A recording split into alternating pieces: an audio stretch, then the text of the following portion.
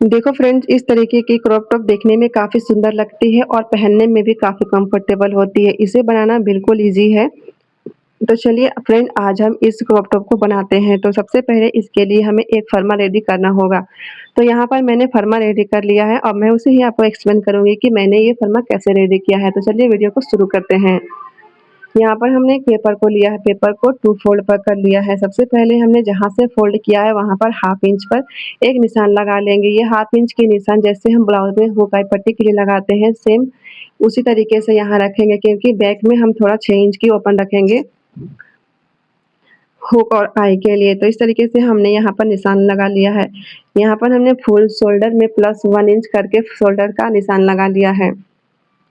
Shoulder down हमें 1.50 inch जाना है, यानी कि 1.5 इंच हमें शोल्डर डाउन जाना है।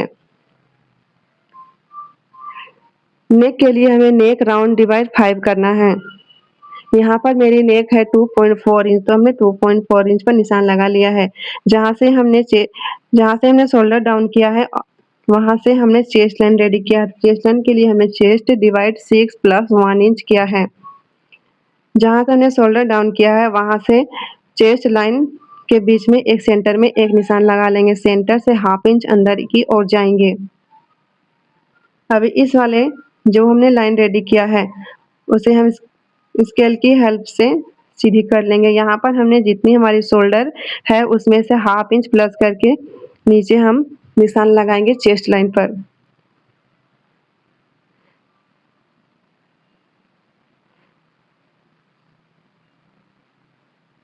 चेस्ट के लिए हमने फुल चेस्ट प्लस 1.5 इंच किया है। ये सभी साइज के लिए फिक्स है 1.5 इंच प्लस करना। 1 इंच हम यहाँ पर मार्जिन लेंगे। जहाँ से हमने शोल्डर डाउन किया है और जहाँ से नेक का शेप दिया है वहाँ से बिल्कुल सेंटर तक निशान लगा लेंगे और सेंटर से लेंथ हम ले लेंगे कि आपको क्रॉप टॉप की लेंथ कितनी रखनी है।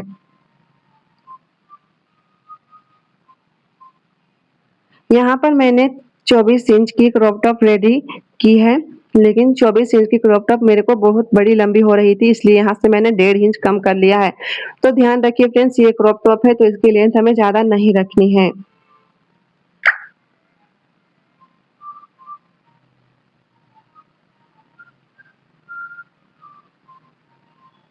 जहाँ से हमने लेंथ रखी है वहाँ से हम जितने भी आपने चेस्ट में निशान लगाया है, चेस्ट प्लस 1.5 इंच, उसमें से हमें यहाँ पर हाफ इंच माइनस करना होगा।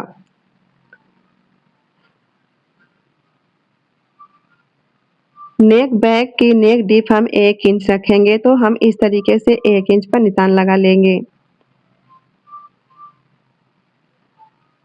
ये हमने 1 इंच पर निशान लगा लिया है। तो ये हमारी बैक पार्ट की ड्राफ्टिंग हो गई है। अभी हम फ्रंट पार्ट की ड्राफ्टिंग करेंगे।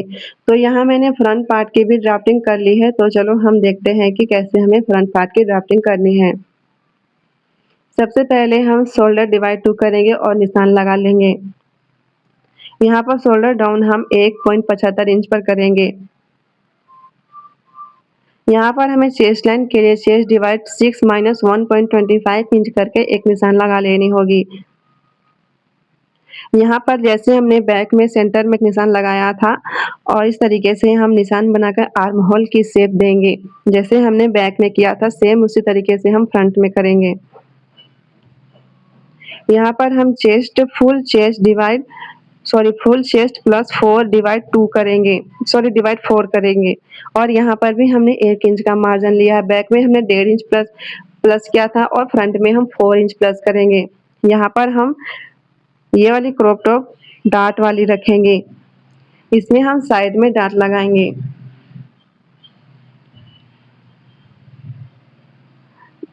तो यहाँ पर हम डार्ट 2 इंच के लगाएंगे। तो जहाँ से हमने चेस्ट लाइन रेडी किया है वहाँ से नीचे हम 4 इंच पर निशान लगा लेंगे और 4 इंच पर निशान लगाने के बाद हम 2 इंच डार्ट के लिए लेंगे। तो इस तरीके से मैंने 2 इंच की डार्ट यहाँ पर रेडी कर ली है। शोल्डर टू एपेक्स के निशान लगाएंगे। जहाँ शोल्डर टू एपेक्स के में निशान लगा लिया है। एपेक्स टू एपेक्स की दूरी पहले हम यहाँ पर चेक करेंगे। तो सबसे पहले हम इस वाले लाइन को सीधी कर लेते हैं।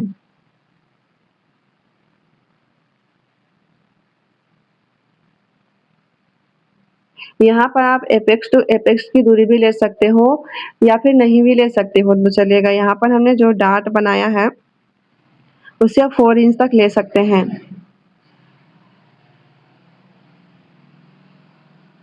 जैसे हम यहाँ पर नेक भी हम 2.4 लेंगे, जैसे हमने बैक में लिया था। नेक की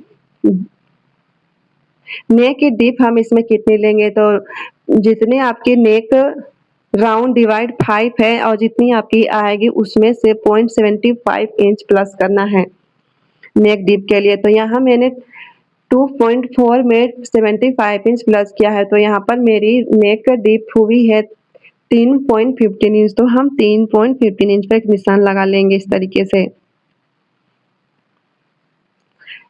ये बैक नेक है, तो यहाँ पर हम राउंड शेप लगा लेंगे।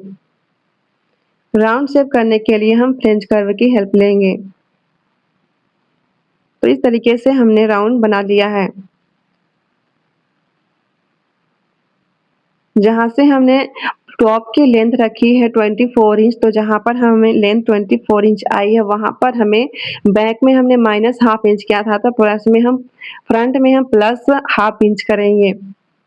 अभी हम बैक की साइड फिटिंग देखेंगे कि कितनी है, जितनी हमारी बैक की साइड फिटिंग है उतनी ही हमें फ्रंट की भी साइड फिटिंग रखनी है डार्ट को छोड़ते हुए। तो यहाँ पर हम फ्रंट पार्ट चेक कर लेंगे कि हमारी बैक जितनी है या नहीं।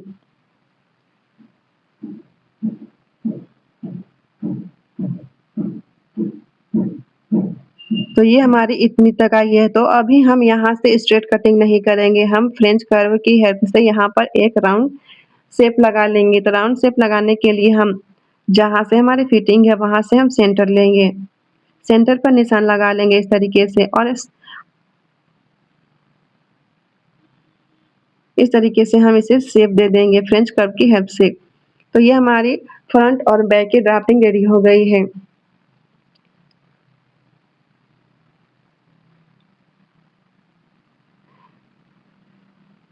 पेपर को मैंने कट कर लिया है फ्रेंड्स और वो सेम वही पेपर को रख के हमने इस फैब्रिक पर कट किया है। हमने इस फैब्रिक पर लाइनिंग भी यूज़ की है। ये वाली टॉप आप क्रेप के फैब्रिक या जॉर्जेट के फैब्रिक या फिर रेयॉन के फैब्रिक में बनाओगे तो ये काफ़ी अच्छी आती है। यहाँ पर हमने इस तरीके से थर्माकोल रखकर कपड़े की कटिंग कर ली है। कपड़े पर हमने इस तरीके से अस्तर भी लगा लिया है। और ये डार्ट वाले निशान भी बना लिए हैं। बैक पार्ट भी हमने रेडी कर लिया है, जैसा कि मैंने बैक पार्ट भी इससे फ्रंट अलग कर लिया है। एक दूसरे को हम इसके ऊपर रखेंगे, जैसे हम कुर्ती की चाक बनाते हैं, बिल्कुल उसी तरीके से हमें फिटिंग की सिलाई लगानी है। तो जितनी दूर आपको ओपन रखनी है उतनी आप ओपन रख सकते हैं। यहाँ पर मैंने 6 इंच की ओपन रखी है नेक में और यहाँ पर हम जैसे सिंपल कुर्ती की साइड वाली चाक बनाते हैं, सेम उसी तरीके से हमें यहाँ बैक में जो हमने हुक आई के लिए बनाया है, वहाँ पर हम इस तरीके से सिलाई लगाएँगे।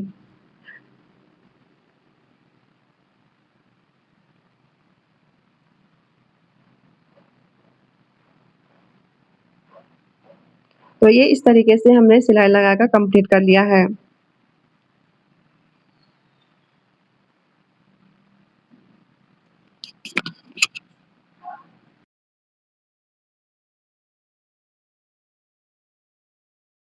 अभी हम यहाँ डार्ट वाली सिलाई लगा रहे हैं, तो जहाँ पर हमने निशान लगाया है वहाँ पर हम एक बार सिलाई कर लेंगे, क्योंकि ये हम लाइनिंग वाली बना रही इसलिए हमें इसमें सिलाई लगानी इस तरीके से ज़रूरी है। अभी हम लाइन को आपस में मैच करते हुए इस तरीके से एक परफेक्ट डार्ट की शेप में सिलाई लगा लेंगे।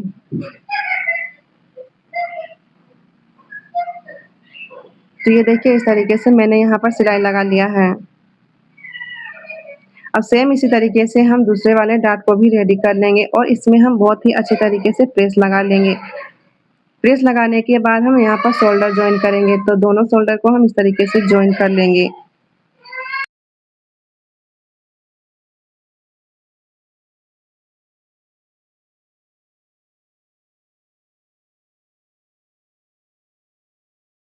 शोल्डर जॉइन करने के बाद हम नेक में और आर्म होल की साइड में हम औरे पट्टी लगा लेंगे, तो औरे पट्टी भी हमें बिल्कुल फिनिशिंग के साथ लगानी है। तो इस तरीके से हम यहाँ पर औरे पट्टी लगा रहे हैं।